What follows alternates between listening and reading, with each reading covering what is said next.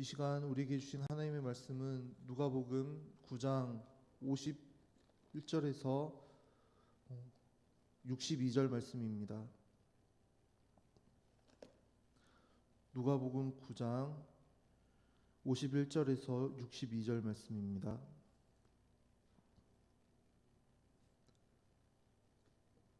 다 찾으셨으면 한 절씩 교도하도록 하겠습니다. 예수께서 승천하실 기약이 차감해 예루살렘을 향하여 올라가기로 굳게 결심하시고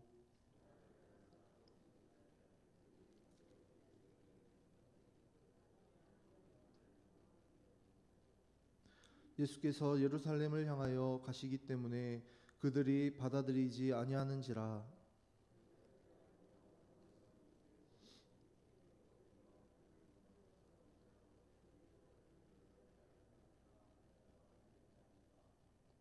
예수께서 돌아보시며 꾸짖으시고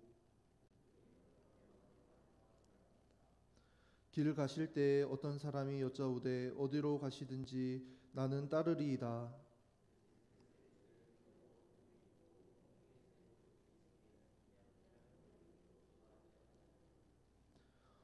또 다른 사람에게 나를 따르라 하시니 그가 이르되 나로 먼저 가서 내 아버지를 장사하게 허락하옵소서.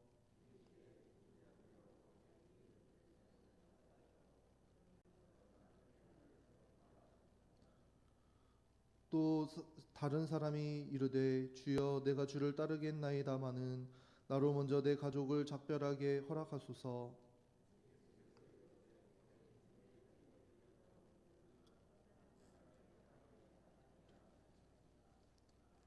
아멘.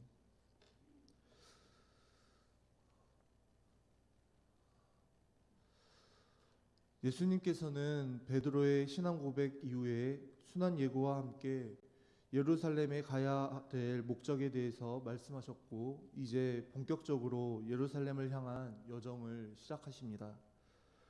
오늘 말씀 51절에서 예수님께서 승천하실 기약이 차감해 예루살렘을 향하여 가기를 굳게 결심하셨다고 말씀하고 있습니다. 예수님께서 예루살렘으로 가시는 것은 고난을 받고 장로들과 대제사장들과 서기관들에게 버림받아 죽임을 당하기 위함입니다. 즉 십자가를 지시고 십자가에 달려 고난당하시고 죽으시기 위해 예루살렘을 향하여 가시는 것입니다. 그러나 누가는 이에 대해 십자가에 달려 죽으시는 날이 가까이 왔다고 표현하지 않고 승천하실 날이 가까이 왔다고 말씀하고 있습니다. 예루살렘을 향해 가시는 예수님의 이 여정이 십자가를 지시기 위한 이 길이 그저 죽음을 향해 가는 슬프고 고통스러운 길이 아니라는 것입니다. 물론 이 여정 속에서 많은 고통과 고난, 핍박과 조롱, 그리고 하나님의 진노와 저주를 통과하게 되시지만 그저 비참한 죽음으로만 끝나는 여정이 아니라는 것입니다. 이 십자가의 고난 뒤에는 부활의 영광이 있고 부활하신 후에는 승천하셔서 하나님의 보좌 우편에 앉아 다스리시고 통치하실 것이기 때문입니다. 결국 이 길은 하늘로 올라가기 위한 길이며 승천하여 왕으로서 다스리시기 위한 왕의 길인 것입니다. 이를 위해 예수님께서는 예루살렘을 향해 가시기를 굳게 결심하십니다. 영광스러운 부활과 승천을 향해 나아가는 길이지만 그 앞에는 십자가가 놓여 있었습니다. 이 십자가의 길은 결코 쉬운 길이 아닙니다. 예수님조차도 이 길은 너무도 어려운 길이었습니다. 겟세마네의 기도를 통해 우리가 알 수 있듯이 예수님께서도 이 십자가의 길을 걸어가시기에 감당하시기에 너무도 힘들고 어려운 길이었습니다. 그래서 예수님도 굳은 결심이 필요하셨던 것입니다. 우리는 이 두 가지를 항상 기억해야 합니다. 예수님께서 우리에게 요구하시는 이 십자가의 길, 자기를 부인하고 자기 십자가를 지고 주님을 따르는 길은 결코 쉬운 길이 아니라는 것입니다. 말 그대로 나 자신을 죽이는 길이며 그 과정에서 큰 고통과 어려움을 통과해야 하기 때문입니다. 그러나 이 십자가로 모든 것이 끝나는 것이 아니라 그 뒤에는 반드시 부활의 영광이 약속되어 있습니다. 그래서 이 길을 끝까지 완주해 가기 위해서는 참된 소망을 분명히 붙들고 있어야 합니다. 이 십자가의 길을 통해 얻게 될 영광의 부활의 영광을 믿음으로 바라보며 굳게 결심하고 주님을 따르는 우리 모두가 되기를 축복합니다. 예수님께서는 예루살렘으로 가시기 전에 먼저 제자들을 사마리아인의 한 마을에 보내셔서 준비하게 하십니다. 이 당시 유대인들과 사마리아인들은 서로를 원수처럼 여기며 서로가 서로를 향한 적대감과 혐오감을 숨기지 않았습니다. 열왕기하 17장에 의하면 북이스라엘이 아수르에 의해 점령당했을 때 이방인들이 들어와서 종교적으로 혈통적으로 혼합되게 되었고, 이 때문에 순수 혈통을 지닌 유대인들은 사마리아 사람들을 멸시하며 따돌렸습니다. 그래서 사마리아 사람들은 그리심산에 성전을 따로 지어놓고 거기서 예배드리기 시작했습니다. 이로 인해 서로를 향한 적대감은 점점 더 커져만 갔던 것입니다. 그러다 보니 유대인들은 사마리아 땅을 지나가려 하지도 않았고 서로 마주치려 하지도 않았습니다. 그런데 지금 예수님께서는 예루살렘으로 향하는 그 여정 가운데 사마리아를 지나가시려고 하고 계신 것입니다. 그러나 역시 사마리아 사람들은 유대 사람인 예수님이 예루살렘을 향해 가시려는 것을 알고는 받아들이지 않았습니다. 이에 야고보와 요한은 이렇게 말합니다. 주님, 저희에게 하늘에서 불이 내리게 하셔서 사마리아 사람들을 모조리 불살라 버릴까요? 라고 하면서 예수님께 이렇게 말씀하고 있습니다. 이에 대해 예수님께서는 꾸짖으시며 제자들과 다른 마을로 가십니다. 사마리아인들의 거절에 대한 제자들의 이러한 반응은 제자들이 사마리아인들에 대해 얼마나 큰 적대감을 가지고 있는지를 보여주고 있습니다. 또한 동시에 예수님의 사역에 대해 얼마나 큰 오해를 하고 있는지, 예수님께서 이 땅에 오신 목적과 이루실 사역에 대해 전혀 이해하지 못하고 오히려 정반대로 생각하고 있다는 것을 드러내 보여줍니다. 예수님께서는 사마리아인들과 여러 이방인들에게도 복음을 전하고 그들을 구원하여 하나님께로 인도하시기 위해 이 땅에 오신 것입니다. 하지만 제자들은 여전히 예수님을, 특별히 선택받은 유대인들만을 위한 메시아로 잘못 생각하고 있었던 것입니다. 그러므로 이스라엘 왕국을 다시 회복시키시기 위해 자신들을 받아들이지 않는 모든 이방 나라들을 쳐서 굴복시키는 것이 하나님의 일이라고 잘못 오해하고 있었던 것입니다. 그러나 예수님께서는 자신을 배척하는 이들을 멸망시키고 또 지지하는 세력을 모아 하나님 나라를 세우기 위해 오신 분이 아니십니다. 눈이 가려져서 주님을 알아보지 못하고 하나님의 뜻을 깨닫지 못하는 모든 죄인들에게 배척을 당하시고 십자가에 달려 죽으심으로써 모든 사람을 구원하시기 위해 오신 분이 바로 예수님이십니다. 사실상 예수님과 제자들을 받아들이지 않고 배척한 사마리아 사람이나 예수님을 따르고 있지만 또 하나님께서 예수 그리스도를 통해 이루실 구원 사역에 대해 여전히 깨닫지 못하고 있는 제자들이나 별반 다를 바 없는 처지였습니다.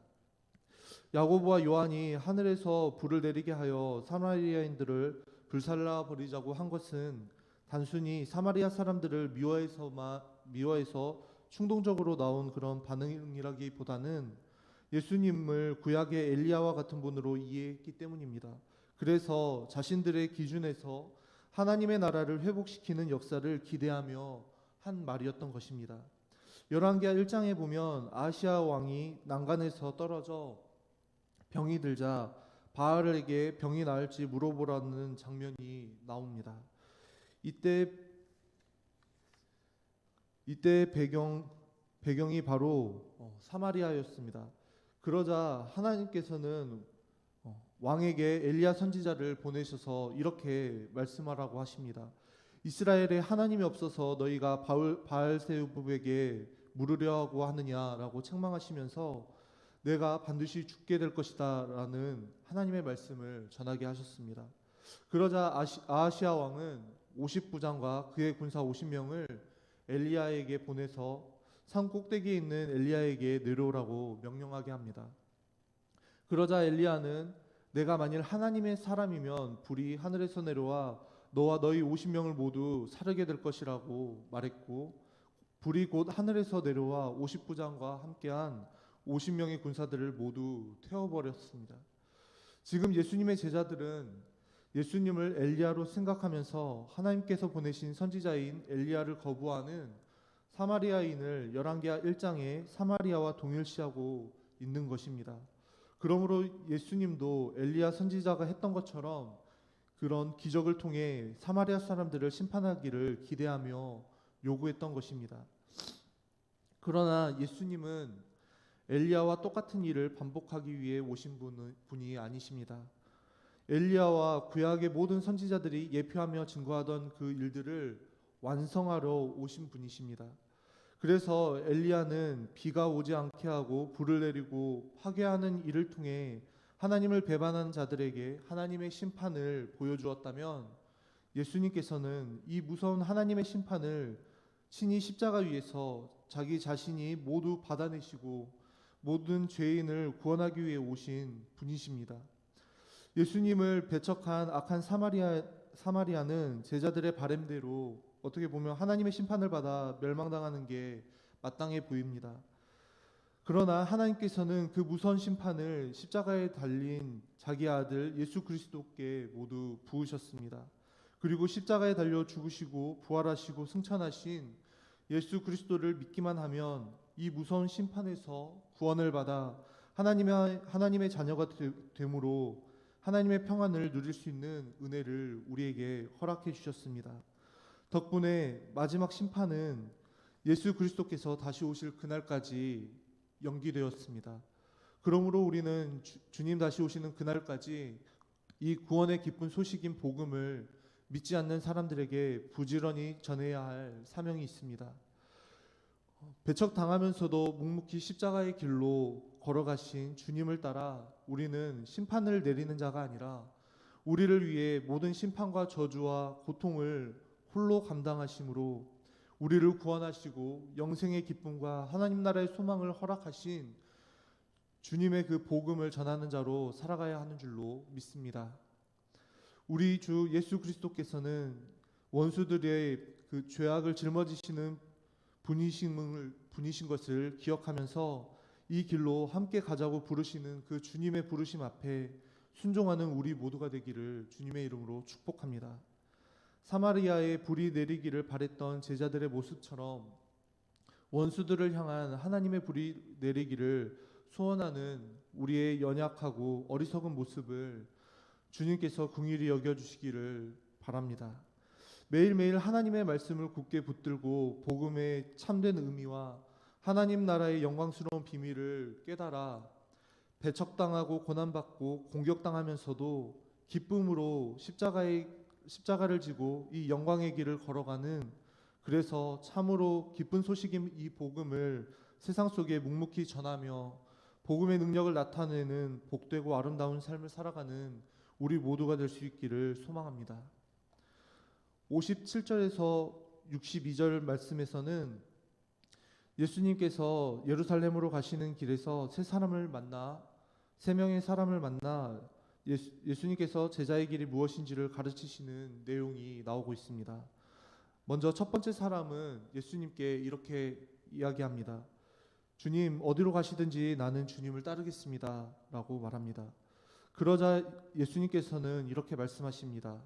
58절 말씀입니다. 예수께서 이르시되 여우도 굴이 있고 공중의 새도 집이 있으되 인자는 머리 둘 곳이 없도다 하시고 이렇게 말씀하십니다.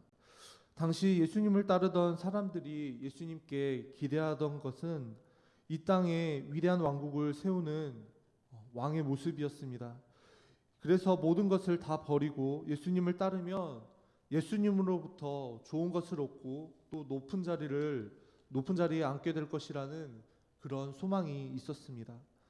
그래서 예수님께서는 십자가를 향해 가는 길에서 하나님의 뜻을 이루기 위해 나그네처럼 가난하고 자기 집이 없는 생활을 해야 한다는 것을 분명하게 말씀하십니다. 우리가 참으로 예수님의 제자가 되어 예수님을 따르기 위해서는 세상 사람들이 중요한 가치로 여기는 이 땅에서의 안정적이고 풍요로운 삶만을 추구해서는 안 된다는 그러한 말씀입니다. 우리의 목적은 이 땅이 아니라 영원한 하나님의 나라이며 이 땅에서 우리가 걸어가야 할 길은 꽃길이 아니라 십자가의 길이기 때문입니다. 그래서 우리는 이 세상 사람들과 분명하게 구별된 그런 나그네의 삶을 살아야 하는 것입니다. 두 번째, 사람에게는 예수님께서 먼저 이렇게 말씀하십니다. 나를 따르라고 하시며 부르십니다. 그러나 그 사람은 이렇게 말합니다. 나로 먼저 가서 내 아버지를 장사하게 허락하옵소서라고 말합니다. 이에 대해 예수님께서는 이렇게 답하십니다. 죽은 자들로 자기의 죽은 자들을 장사하게 하고 너는 가서 하나님의 나라를 전파하라. 어떻게 보면 이 예수님의 말씀이 매정하게 들릴 수 있지만 아버지의 장례를 치르는 일이 아무리 중요하다고 하더라도 결국에는 이 세상의 죽은 자들을 위한 죽은 자들의 일일 뿐이라는 것입니다. 즉 우리가 더 우선순위로 생각해야 하는 것은 영원한 생명과 관련된 영원한 하나님 나라의 일이라는 말씀입니다. 이 땅에서 먹고 사는 문제가 아무리 중요하고 또 시급하다고 하더라도 공부하고 일하고 사람들과 관계 맺는 일들이 아무리 중요하다고 하더라도 영원한 생명을 위한 일과는 비교할 수 없음을 기억하라는 그러한 말씀입니다. 세 번째, 사람은 먼저 주님께 나와 이렇게 말합니다. 주여, 내가 주를 따르겠나이다마는 나로 먼저 내 가족을 작별하게 허락하소서라고 말하고 있습니다. 아버지의 장례를 치르는 일과 마찬가지로 집을 떠나기에 앞서 가족들과 인사를 하는 것은 너무나도 중요하고 또 당연한 일입니다. 그러나 예수님께서는 이렇게 말씀하십니다. 손에 쟁기를 잡고 뒤를 돌아보는 자는 하나님의 나라에 합당하지 아니하니라. 쟁기질을 하기 위해서는 뒤를 돌아보지 않고 앞을 똑바로 보고 나아가야 합니다. 이처럼 예수님의 제자가 되기 위해서는 하나님의 말씀이 이 세상의 그 어떤 일보다도 중요하다는 것을 기억하며 하나님의 말씀에 순종하는 것을 최우선으로 삼아야 한다는 말씀입니다. 또 다른 것들에 흔들리지 않고 뒤돌아보지 않고 온전히 주님만을 따라가야 한다는 그러한 말씀입니다. 예수님께서는 이렇게 세 사람에게 한 말씀을 통해서 오늘 성도된 우리에게 제자의 길이 얼마나 어려운 것인지를 보여주고 계십니다. 또한 예수님의 부르심은 얼마나 절대적이고 중요하며 긴박한 것인지를 말씀해주고 계십니다. 자기를 부인하고 자기 십자가를 지고 예수님을 따른다는 것은 바로 이런 것입니다. 우리는 오늘 이 말씀을 깊이 묵상하며 내가 과연 진정으로 예수님을 따르는 참된 제자의 삶을 살아내고 있는지 돌아봐야 할 것입니다. 다른 어떤 중요하고 급한 일보다 하나님의 말씀에 순종하고 따르는 것이 가장 중요하고 시급하다는 것을 우리가 기억하면서 그 어떤 변명이나 정당화의 유혹도 떨쳐내며 오직 주님의 말씀만을 마음에 두고 주님을 따르는 복된 제자의 삶을 살아가는 저와 여러분의 삶이 되기를 주님의 이름으로 간절히 축복하며 소망합니다. 기도하겠습니다. 사랑과 은혜가 풍성하신 아버지 하나님, 감사합니다. 우리가 주님을 우리의 힘으로 여기고 주님의 말씀을 생명의 양식이라고 고백하면서도 야고보와 요한처럼 또 다른 세 사람처럼 자기 야망과 자기 감정에 빠져서 세속적인 가치관을 따를 때가 더 많았음을 고백합니다. 또한 예수님을 따르는 길이 어떤 것인지 알지도 못한 채 예수님을 따르겠노라 말한 이 세 사람의 모습이 우리의 모습은 아닌지 돌아보게 됩니다. 고난과 죽음이 기다리고 있지만 피하지 않고 그 길을 향해 묵묵히 걸어가신 예수님을 본받기를 원합니다. 예수님을 따르는 제자가 되기로 굳게 결심합니다. 다짐한 대로 살 힘과 믿음을 우리에게 온전히 허락하여 주시옵소서. 오늘 하루 우리가 주님을 우리의 힘으로 삼고 주님의 말씀에 붙어 있게 하여 주시옵소서. 그리하여서 참된 제자의 길을 묵상하며 주님 가신 그 길을 따라 온전히 그 십자가의 길을 걸어갈 수 있는 우리의 모두의 삶이 될 수 있도록 인도하여 주시옵소서. 우리를 살리시는, 또 우리가 주님의 말씀을 묵상하고 또 말씀 속에서 주님을 만날 때에 우리를 살리시는 주님의 그 능력을 경험하는 복된 하루가 되게 하여 주시옵소서.